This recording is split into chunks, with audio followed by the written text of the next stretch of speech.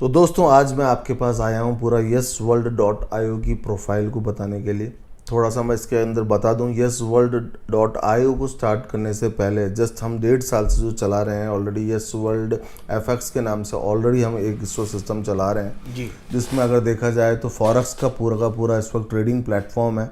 जिसकी दुबई से ऑलरेडी हम इस वक्त पूरा हब ले चुके हैं और 1.5 साल से सक्सेसफुली उसको रनअप कर रहे हैं। दोस्तों ये जो चला रहे हैं इस वक्त अगर देखा जाए तो ऑलरेडी इस वक्त 3 कंपनियों को ऑलरेडी ये सक्सेसफुली चला चुके हैं। सर मेरा एक सवाल था इस पे कि जो YesWorld का फॉरेक्स चल रहा है वो किस नाम से चल रहा है सर? सर YesWorld का जो फॉरेक्स चल रहा है YesWorld FX के नाम से चल रहा है। अच्छा जी, गुड। और इसमें अगर देखा जाए तो YesWorld.FX करीब 1.5 साल से रनअप कर रहे हैं। ये YesWorld.io में इनमें आने का जो मेन प्रोग्राम था वो था इस वक्त ये स्टेकिंग प्रोग्राम में जाना चाहते थे, क्योंकि आज अगर देखा जाए तो पिछले 50 सालों से इन्होंने ये देखा कि 50 साल से रिलायंस हज़ारों इंडस्ट्रीज़ ऑलरेडी लेके आ चुका है। पर आज रिलायंस को अगर देखा जाए तो मात्र 4 साल में एक ऐसा बंदा आया जो आईटी फील्ड से ही था और मात्र 4 साल में उन्होंने उसको पीछे छोड़ दिया। आज 7.5 लाख करोड़ से ऊपर की वर्थ है, जिसका नाम आप जानते हैं बाइनेंस। अच्छा, वेरी गुड सर। तो आज अगर देखा जाए तो इस वक्त बाइनेंस अगर पिछले 4 साल में अगर देखा जाए तो 50 साल वालों को अगर बीट कर सकता है तो इन्होंने ये देख लिया कि इस वक्त कि हम क्यों ना एक ऐसा प्लेटफॉर्म लेके आए तो ये वो सेम का सेम बाइनेंस का जैसे खुद का ही एक्सचेंज लेके आने वाला है। जैसा आपने अभी बताया कि बाइनेंस का जो सीईओ हैं वो आईटी फील्ड से हैं, संदीप चौधरी जी के बारे में बताइए जो इन्होंने YesWorld.io का स्थापना किया। इनका बैकग्राउंड क्या है? क्या ये भी आईटी फील्ड से हैं? बिल्कुल सर, ये भी आईटी फील्ड से हैं। सबसे पहले ये सॉफ्टवेयर फील्ड से ही ऑलरेडी रनअप करते हैं। सबसे पहला जो इन्होंने इस वक्त स्टार्टअप स्टार्ट किया था वो स्टार्टअप था इस वक्त वाईफाई स्टडीज़ के नाम से।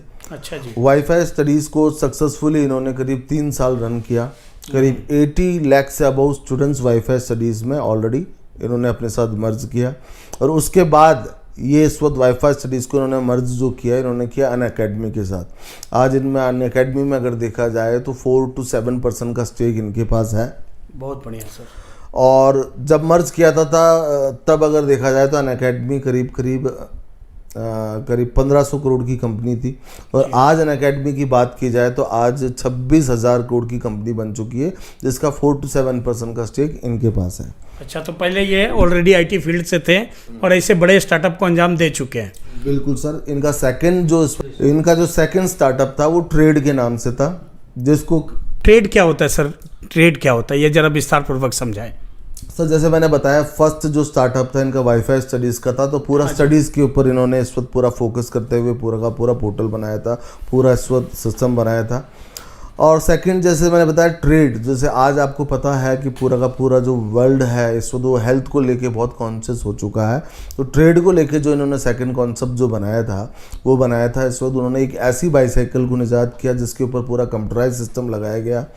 तो पूरे देश में जिन जिन लोगों के पास ये साइकिल है वो आपस में एक साथ मर्ज हो सकते हैं। जैसे आप 20 लोग हों, 20 फ्रेंड्स हैं जिनके पास ये बाईसाइकिल है, वो हिंदुस्तान के किसी भी कोने में है, वर्ल्ड के किसी कोने में भी है। बिल्कुल। तो वर्ल्ड के किसी भी कोने में है तो इस वक्त वो आपस में एक दूसरे को देख सकते हैं, आपस में एक दूसरे को देख के कंपटीशन कर सकते हैं। तो इस तरह की एक बाईसाइकिल बनाई जिसके ऊपर वो इस वक्त अगर देखा जाए तो इस वक्त उसको सक्सेसफुली उन्होंने रन किया। तो उन्होंने इस तरह का इस वक्त एक प्रोडक्ट बनाया जिसके ऊपर अगर देखा जाए तो सारे दोस्त लोग आपस में एक दूसरे से बात कर सकते हैं, आपस में एक दूसरे को देख सकते हैं और उनमें आपस में कंपटीशन भी होता है कि कौन सबसे पहले नंबर पे है, कौन सेकंड नंबर पे है, कौन थर्ड नंबर पे है। और उसको करीब 1.5 साल चलाने के बाद इन्होंने टाटा को उसको दिया। अच्छा जी, मतलब ये हर बार प्रोडक्ट को सक्सेस करते हैं और बड़ी से बड़ी कंपनियों के साथ मर्ज करते हैं। मतलब इनमें इनकी यूएसपी इसी में है, इनकी यूएसपी इसी में ही है। और फिर इन्होंने जो थर्ड कॉन्सेप्ट बनाया है वो बनाया है बैंक साथी के नाम से। अच्छा जी, बैंक साथी। ये बैंक साथी क्या होता है? क्या ये कोई बैंक है? सर ये बैंक नहीं है। इन्होंने बैंक साथी इन्होंने देखा कि आज क्यों ना एक ही फील्ड में, क्योंकि आपको पता है कि इस वक्त जैसे फ़ोन पे हो गया, गूगल पे हो गया, तो ये आज सक्सेसफुली रनअप कर चुके हैं, ऑलरेडी चल रहे हैं। तो इन्होंने इस तरह का एक कॉन्सेप्ट डिज़ाइन किया जिसके अंदर आज जैसे मैं बात करता हूँ LIC की, लाखों एजेंट्स उसमें वर्क कर रहे हैं पर वो केवल LIC कर रहे हैं। तो इन्होंने इस तरह का एक कॉन्सेप्ट बना दिया जिसके अंदर अगर आप अपने कार का इंश्योरेंस करना चाहते हैं तो कार का इंश्योरेंस भी आप इसी में कर सकते हैं। अगर आप किसी का हेल्थ का इंश्योरेंस करना चाहते हैं तो हेल्थ का इंश्योरेंस इंश्योरेंस भी आप इसी में कर सकते हैं। अगर आप किसी के बिल्डिंग का लोन करवाना चाहते हैं तो आप उसका लोन भी आप इसी में ही कर सकते हैं। मतलब बहुत सारी सर्विसेज इससे हम ले सकते हैं। हाँ। क्या लेने के साथ और कोई बेनिफिट भी बैंक साथी देता है? लेने के साथ बेनिफिट ये देता है कि जो भी इनके साथ मर्ज होता है, करीब 6 लाख से ऊपर ऑलरेडी इस वक्त ये स्टार्टअप फील्ड के अंदर लेके आ चुके हैं बैंक साथी के अंदर, जिसमें उनको बेनिफिट ये होता है कि वहाँ जो इस वक्त मात्र LIC या इस तरह की कंपनीज में जो इस वक्त उनको बीच में जो इस वक्त कमीशंस मिलते हैं, उस सेम कमीशन का लेवल उन्होंने इसके अंदर भी दे दिया है। आप अपनी अगर आपके पास कोई कार है तो वो कार का इंश्योरेंस करा करके आगे बढ़ाया है। ऑलरेडी अनअकैडमी टाटा के साथ इनका पहले से कोलैबोरेशन है। सर 2016 में ये प्रधानमंत्री के साथ जापान गए थे, उसके बारे में कुछ बताएं। बिल्कुल सर, 2016 में इस वक्त 16 में ये इस वक्त प्रधानमंत्री के साथ जापान गए थे। इनको बाकायदा इस वक्त आपको इसका इनविटेशन कार्ड हम दिखा सकते हैं। इस वक्त वहाँ पे ये जाने के बाद ये इस वक्त इन्होंने गूगल से भी इनको इस वक्त बहुत सारे अपॉइंटमेंट्स मिल चुके हैं। गूगल के थ्रू भी ये इस वक्त बाहर गए हुए हैं। और इनका जो सक्सेसफुल होने का रीज़न है क्योंकि ये 3 स्टार्टअप को ऑलरेडी स्टार्टप कर चुके हैं। 4th ये लेके आ रहे हैं, बाइनेंस जैसा खुद का एक्सचेंज लेके आ रहे हैं। अच्छा। और उस एक्सचेंज को लाने के पहले इन्होंने जो बैंक yesworld.io स्टार्ट किया है। तो आपको पता है जहाँ यूज़र्स होंगे वहाँ पे लोग बाग मूव होते हैं। तो इस वक्त ये जो स्टार्टअप लेके आ रहे हैं उससे पहले उन्होंने क्या किया, yesworld.io को स्टार्ट किया, जिसमें लगभग 15,000 लोग ऑलरेडी 1 महीने के अंदर इन्होंने अपने साथ मर्ज किया। सर ऐसा है कि ये क्रिप्टो करेंसी की दुनिया में रोज़ नए कॉइन आते हैं, बहुत सारी कंपनियां आती हैं, रहती भी हैं, चलती भी हैं। अलग कंपनियों से, दूसरी कंपनियों से yesworld.io अलग कैसे है? सर yesworld.io अलग इस ऐसे है कि ये सबसे पहले जो अपना इसमें स्टार्टअप लेके आए हैं, क्योंकि स्टार्टअप फील्ड से ही हैं, तो ऑलरेडी इस वक्त 4th स्टार्टअप ये ऑलरेडी लेके आने वाले हैं अपना एक्सचेंज। पर ये इस वक्त लेके आए एक ऐसा प्रोडक्ट, जैसे आपने पूछा कि ये और कंपनियों से कैसे अलग है, तो yesworld के अंदर ये क्या लेके आने हैं, या नासा के द्वारा तैयार करी एक ऐसी टेक्नोलॉजी लेके आए हैं जिसका नाम है इन्फ्लेक्टर। अच्छा जी। इन्फ्लेक्टर की अगर बात की जाए तो ये 70 to 80% हीट को रिड्यूस कर देता है या इस पर रिफ्लेक्ट कर देता है। तो इसका मतलब ये हुआ कि इसको लगाने के बाद घर में AC लगाने की ज़रूरत नहीं पड़ेगी? बिल्कुल सर, ये क्या करता है, जैसे मैं किसी होटल की बात करता हूँ, होटल में मान लीजिए करीब 2 लाख रुपए का बिल आता है, तो आपको पता है फ्रंट में सारे के सारे इस वक्त विंडोज़, कांच वाँच सब कुछ ये लगे हुए होते हैं। ये क्या करता है कि इस वक्त पर्दे के रूप में उसके सामने ये लग जाएगा, जो 70 to 80% हीट है ये ऑलरेडी रिफ्लेक्ट करके उसको बाहर कर देगा। तो अंदर का तापमान अगर देखा जाए, बाहर अगर 40 डिग्री का तापमान है तो 70% उसको रिड्यूस कर देता है। तो 70% अगर आप रिड्यूस करोगे तो आप देखोगे ऑलरेडी अंदर का तापमान जो रहेगा वो रहेगा करीब 12 to 15% मान लीजिए। और 12 to 15% के तापमान के अंदर आपको AC की ज़रूरत नहीं पड़ने वाली है। और ठीक इसके विपरीत अगर देखा जाए तो ठंड के दिनों में आप उस पर्दे को उल्टा कर दीजिए, तो ये इस वक्त अंदर क्या करेगा, अंदर ये आपकी हीट को वैसे का वैसा रखेगा, बाहर की जो ठंड है उसको अंदर आने नहीं देगा। सर जैसा कि पूरा विश्व के वैज्ञानिक ने कहा कि 2040 में प्लैनेट खत्म हो जाएगी, तो क्या ऐसा मान लें कि प्लैनेट को बचाने के लिए, दुनिया को बचाने के लिए इन्फ्लेक्टर को यूज करना चाहिए? बिल्कुल सर, इन्फ्लेक्टर को यूज़ करना चाहिए, क्योंकि 1960 के अंदर अगर देखा जाए तो जो नासा ने जो टेक्नोलॉजी डेवलप करी, तो 1960 में जो वैज्ञानिक स्पेस में गए थे, जैसे नील आर्मस्ट्रॉन्ग हो गए, तो उन्होंने जो स्पेस सूट पहना था ये सेम उसी टेक्नोलॉजी के ऊपर इस वक्त वर्क करता है। तो क्या सर ये प्रोडक्ट नासा के अलावा भी कोई बनाता है, या yesworld के अलावा भी पूरे 5 देशों में कोई और दे पाएगा? नहीं सर, इसकी 5 देशों के एक्सक्लूसिव राइट्स ऑलरेडी yesworld के पास हैं, ठीक है, जिसका नाम अगर देखा है तो इन्फ्लेक्टर के रूप में है। अब 5 देशों में जो भी वर्क कर रहे हैं वो इस वक्त हम ही वर्क कर रहे हैं इसके अंदर। और अगर देखा जाए तो इन्फ्लेक्टर के बारे में मैं थोड़ा सा बताना चाहूँगा। ये करता क्या है, मेन इसका क्या होता है, ये हीट को ऑलरेडी क्या करता है, रिफ्लेक्ट कर देता है। जहाँ 2 लाख का बिल आ रहा है तो उसका 70% ये रिड्यूस कर देगा। इट मीन्स अगर वहाँ का 2 लाख का बिल है तो वहाँ 60 to 70,000 का ही बिल आएगा। तो इसलिए लोग बाग इसको अपना रहे हैं। और चारों तरफ गवर्नमेंट में इसमें ऑलरेडी इस वक्त बातें चल रही हैं, ऑलरेडी बहुत से अपने इन्फोसिस में बातें चल रही हैं, और ऑलरेडी इस वक्त चारों तरफ वर्किंग चल रहा है। इस वक्त रेलवेज़ के साथ ऑलरेडी कॉन्ट्रैक्ट हो चुके हैं। ये सारी चीज़ें इसमें ऑलरेडी चल रही हैं। सर जैसा कि ज्ञात हुआ है कि PWD में ऑलरेडी आपका ये प्रोडक्ट लग रहा है और ग्रीन एनर्जी पे आप चौथी कंपनी है इंडिया की, उसके बारे में थोड़ा बताएं। बिल्कुल सर, ग्रीन एनर्जी के ऊपर हम वर्क कर रहे हैं क्योंकि इन्फ्लेक्टर वर्क ही ग्रीन एनर्जी के ऊपर वर्क कर रहा है। क्योंकि आज अगर देखा जाए तो इस वक्त पूरे 4 कंपनीज का आपने जैसे बताया, तो मैं 4 कंपनी में जैसे ऑलरेडी रिलायंस ऑलरेडी इसी टेक्नोलॉजी के ऊपर वर्क कर रहा है, अपना अडानी ऑलरेडी इसी टेक्नोलॉजी के ऊपर वर्क कर रहे हैं, टाटा ऑलरेडी इसी टेक्नोलॉजी के ऊपर वर्क कर रहे हैं, और इन्फ्लेक्टर के नाम पर चौथे कंपनी इस वक्त यस वर्ल्ड है जो इसके ऊपर वर्क कर रही है। बहुत बढ़िया सर। तो सर ये जो इवेंट मतलब हर चीज़ों को ये सक्सेस पहुंचाए हैं, बड़े मुकाम दिए हैं, तो ऐसा माने कि यस वर्ल्ड भी आईओ भी ऊपर जाएगा, इसके क्या रीजन क्या हो सकते हैं सर कि आगे ऊपर जाए?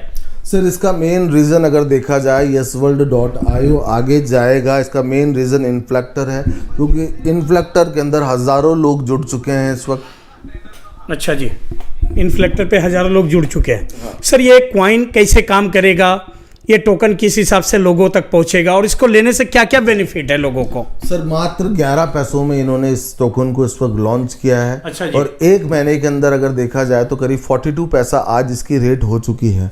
अच्छा जी। और ये जो वर्क कर रहे हैं इन्फ्लेक्टर के ऊपर, तो आज आपने देखा हो बहुत सारे लोग टोकन्स के ऊपर वर्क करते हैं, पर उनके पास अगर देखा जाए तो इस तरह का कोई प्रोजेक्ट होता नहीं है। वो केवल टोकन लाते हैं, लोगों से पेमेंट लेते हैं और मार्केट से आउट हो जाते हैं, क्योंकि उनके पास कोई प्रोजेक्ट नहीं है।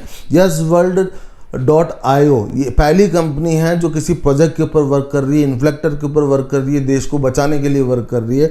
और इन्होंने इस वक्त ये टेक्नोलॉजी इस वक्त ईजाद की है, इसके ऊपर जो फाउंडर इन्होंने ऑलरेडी इसके ऊपर एक लॉकिंग सिस्टम डाल रखा है कि इसके फाउंडर मेंबर्स इसको 3 साल तक खुद सेल नहीं कर सकते हैं। अच्छा, मतलब स्टार्टअप फील्ड में ऐसा कोई नियम है कि 3 साल तक आपको घर से पैसा लगाना पड़ेगा और कंपनी को बड़ा करने के बाद आप फाउंडर इसके पैसे कमाते हैं। इसका मतलब ये समझें कि 3 साल तक फाउंडर जो डॉक्टर संदीप चौधरी है वो यस वर्ल्ड से 1 रुपया भी गेन नहीं कर पाएंगे, ऐसा है? बिल्कुल सर, आप जितने भी स्टार्टअप्स देखोगे उसमें होता क्या है, सबसे पहले वो इस वक्त बर्न करते हैं और उसको आगे चलाते हैं, 2 से 3 साल तक अपनी जेब से पैसा लगाते हैं। तो सेम सिस्टम यहाँ पे भी इन्होंने 3 साल तक इसको लॉक कर रखा है। 3 साल के बाद ही ये इस वक्त ये अनलॉक सिस्टम खुलेगा, जिसमें ये पर मंथ 5% की स्टेकिंग को खोल सकते हैं।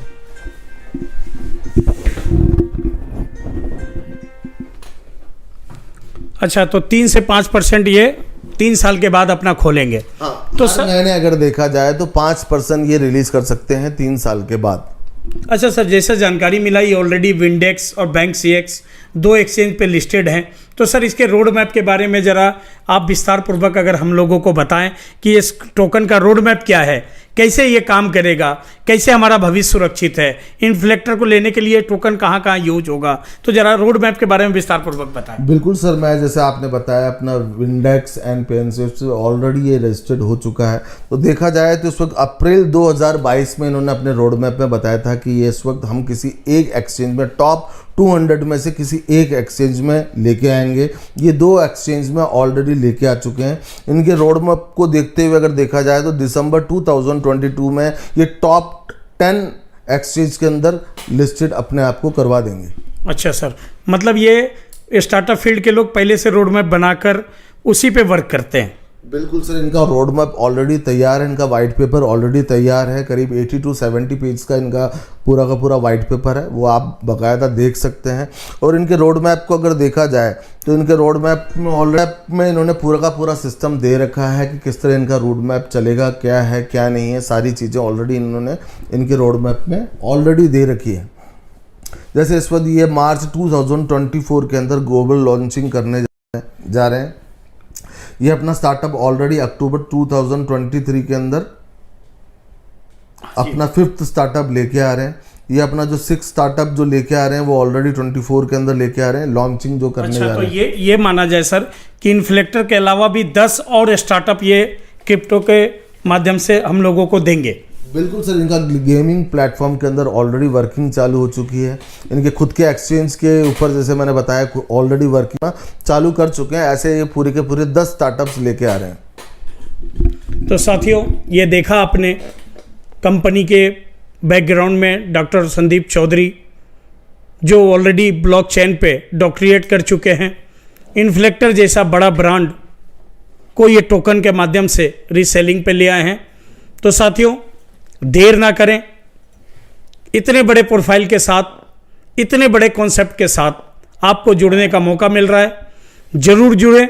अधिक जानकारी के लिए नीचे दिए गए नंबरों पर संपर्क करें और अपने साथ साथ इस दुनिया के बचाने के मुहिम में हमारा साथ दें।